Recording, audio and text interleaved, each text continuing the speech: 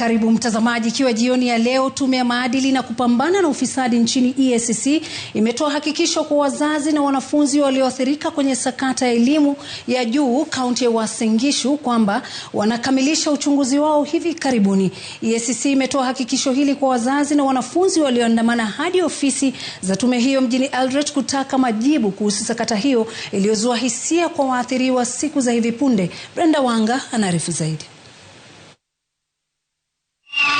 Makumi ya wazazi, wanafunzi na hata wakaazi wa mji wa Eldoret waligeuza barabara za mji huu kuwa ulingo wa kutoa yaliyowakera kuhusiana na sakata ya miezi inayowakosesha usingizi.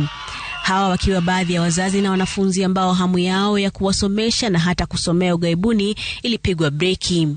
Wameendelea kulaumu serikali ya kaunti ya Uasin Gishu kwa kushirikiana kuwalaghai fedha ambazo ziliinuiwa kuhakikisha mamia ya wanafunzi kutoka eneo hili wanapata elimu nchini Finland na Canada. Walioathiriwa sasa wakiitaka tume ya maadili na kupambana na ufisadi kuwapa majibu wanayotaka.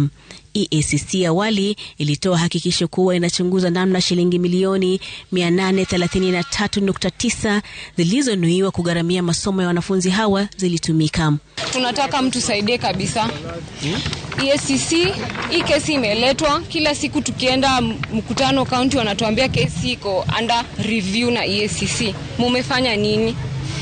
Hatutaki story. Wazazi wakiendelea kuilaumu EACC kwa kujikokota. Sisi mumelala kwa kazi. You find the same investigation inaendelea na bado Mandago, bado Chelili anaenda kwa mkutano kuambia wazazi hakuna penye hiyo vitu naenda.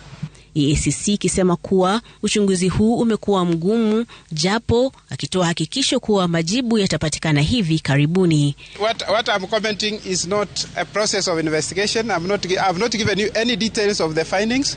I'm only saying yes, confirming to the public that we have a complaint such as the one you are crying about, and with that complaint, what is the commission doing according to its mandate? So stop speaking about it is not a problem. We are not going to speak on. I've not told you who is to be taken to court. I've not told you what amount of money. I've not told you the details of an investigation. But I've said we are handling that matter. I don't think that is out of order.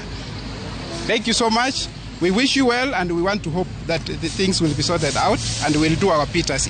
Wanafunzi hawa wameapa kuendelea na maandamano hadi pale malalamishi yao yatakaposuluhishwa. Brenda Wanga, runinga ya Citizen.